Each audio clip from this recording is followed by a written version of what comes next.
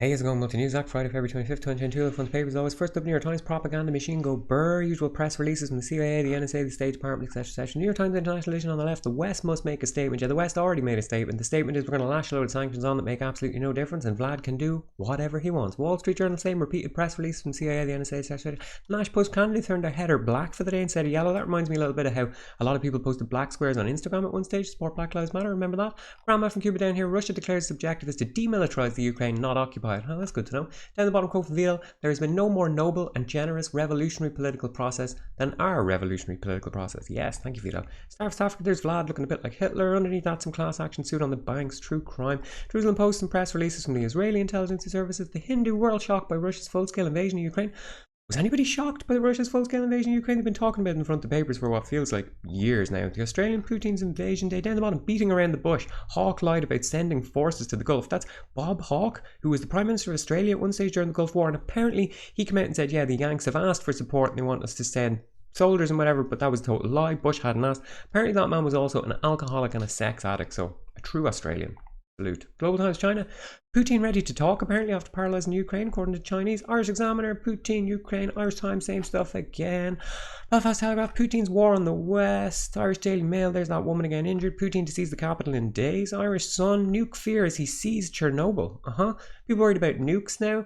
This is an interesting one, maybe a good demonstration of how some propaganda works. Like I went online just before this and a screaming headline on the International Business Times said Chernobyl radiation level sees dramatic spike. And now there has been an increase in the radiation level, but the Ukrainian agency charged with monitoring it, they said it's negligible and it's most likely dust being kicked up from the Russians moving their troops and their military artillery over the ground. Worth noting as well that there's been no nuclear power generation at Chernobyl since the year 2000. It's been decommissioned. There is obviously nuclear waste and the projected cleanup of that is going on until 2065.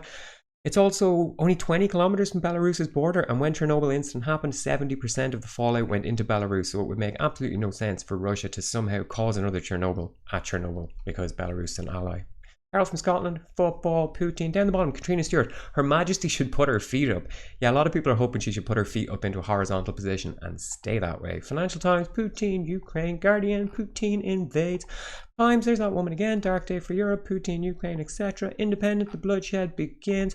Daily Telegraph, Ukraine is Europe's 9/11 moment. Did George Bush have something to do with it? Did he invade Ukraine now? Fuck's sake. Over here, Sir Malcolm Rifkind. After the disaster of Iraq, Western intelligence has been vindicated. For the love of Christ, why? Because they said Putin was going to invade. They used their satellites to look down and say, oh yeah, he's going to do it. Well done, lads. Totally makes up for the illegal invasion of Iraq.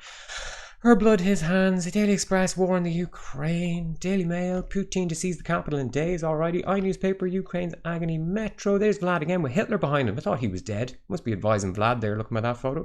Daily Star, bloody Vlad, there he is looking like Hitler again. Bit of a lazy comparison, I think, to be honest.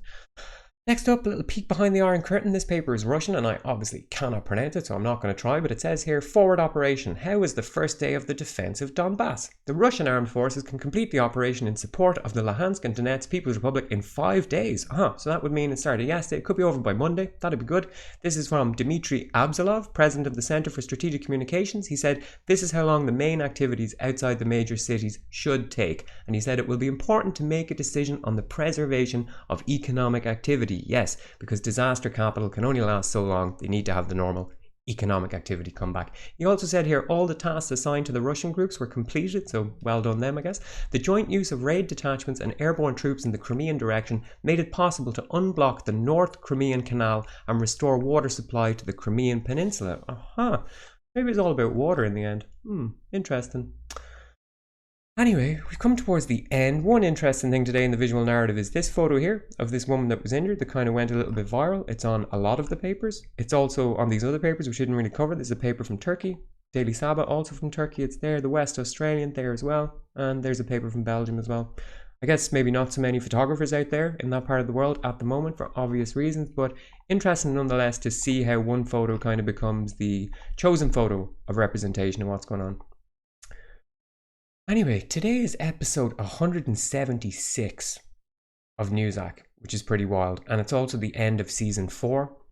I'd always planned to be off for next week, and I am going to be off next week, won't be here.